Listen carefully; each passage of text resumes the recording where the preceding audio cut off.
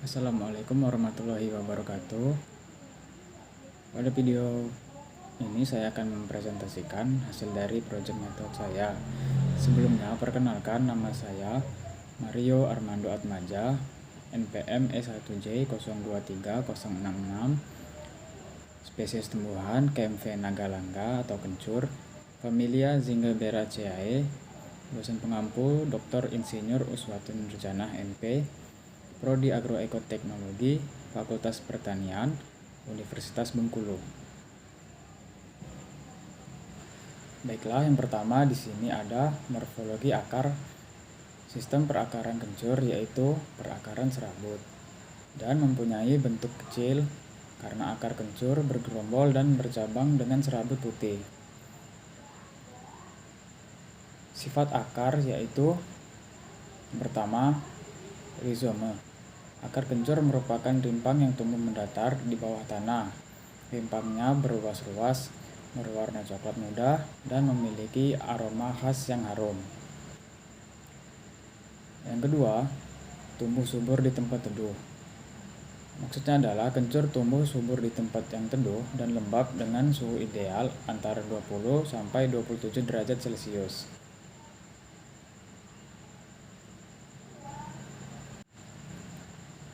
Kemudian ada morfologi batang. Tanaman kencur merupakan tanaman jenis berbatang karena batangnya amat pendek sehingga daunnya seakan-akan keluar dari bagian atas akarnya. Tanaman kencur tidak berbatang jelas karena batangnya berada di bawah sehingga termasuk tanaman tidak berbatang tampak atau jelas. Tanaman kencur memiliki bentuk batang bulat dan permukaan batang licin. Tanaman ini termasuk tanaman anual atau tanaman berumur pendek, karena setelah dipanen, bagian rimpangnya akan segera mati. Kemudian di sini ada beberapa fungsi batang kencur. Yang pertama itu ada menopang daun dan bunga. Batang kencur tegak dan kokoh sehingga mampu menopang daun dan bunga yang tumbuh di atasnya. Hal ini penting untuk memastikan fotosintesis dan reproduksi tanaman dapat berjalan dengan baik. Yang kedua, menyalurkan air dengan zat hara. Batang kencur memiliki jaringan pembuluh yang berfungsi untuk menyalurkan air dan zat hara dari akar ke daun dan bunga. Air dan zat hara ini penting untuk pertumbuhan dan perkembangan tanaman. Kemudian yang ketiga, itu tempat penyimpanan cadangan makanan.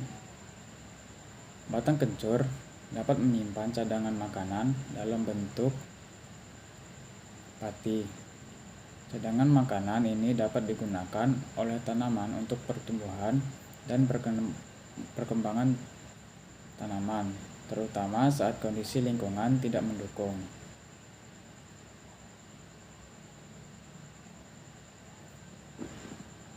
Kemudian yang berikutnya ada morfologi daun. Daun kencur merupakan daun lengkap karena memiliki pelepah daun, tangkai daun, dan helaian daun. Daun kencur memiliki bentuk daun jorong, ujung daunnya meruncing, pangkal daun tumpul, pertulangan daunnya menyirip, tepi daunnya rata, dan daunnya berwarna hijau. Berikutnya ada morfologi bunga.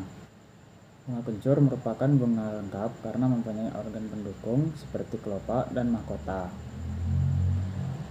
Dan juga merupakan bunga sempurna karena mempunyai putik dan benang sari. Bunga kencur ini merupakan bunga majemuk yang memiliki susunan berupa tandan. Kemudian fungsi dari kelopak bunga adalah yang pertama, melindungi kuncup bunga. Yang kedua, menarik penyerbuk. Warna putih cerah pada kelopak bunga kencur menarik serangga penyerbuk. Yang ketiga, membantu proses penyerbukan.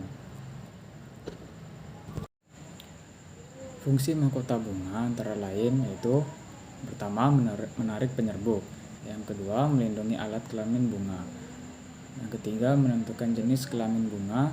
Keempat, menentukan masa mekar bunga. Dan yang kelima, meningkatkan estetika bunga. Berikutnya ada morfologi buah. Kencur tidak memiliki buah karena mengalami adaptasi evolusi untuk reproduksi vegetatif. Tanaman kencur ini lebih memilih untuk berkembang biak melalui rimpangnya atau akar batang daripada menghasilkan biji.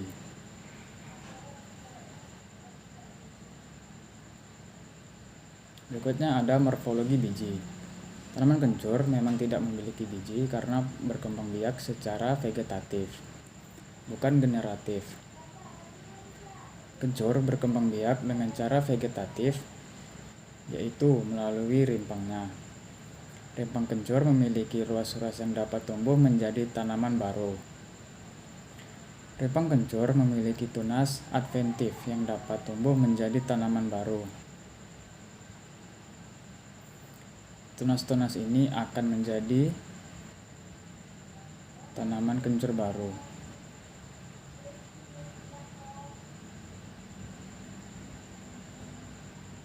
Kemudian yang terakhir ada morfologi organa metamorfa dan aksesoria. Organa metamorfa pada tanaman kencur adalah rimpang. Rimpang kencur sesungguhnya adalah batang beserta daunnya yang terdapat di dalam tanah. Pada ujung tanaman kencur dapat tumbuh tunas yang merupakan suatu tumbuhan baru. Baik, cukup sekian video presentasi dari saya. Saya akhiri. Wassalamualaikum warahmatullahi wabarakatuh.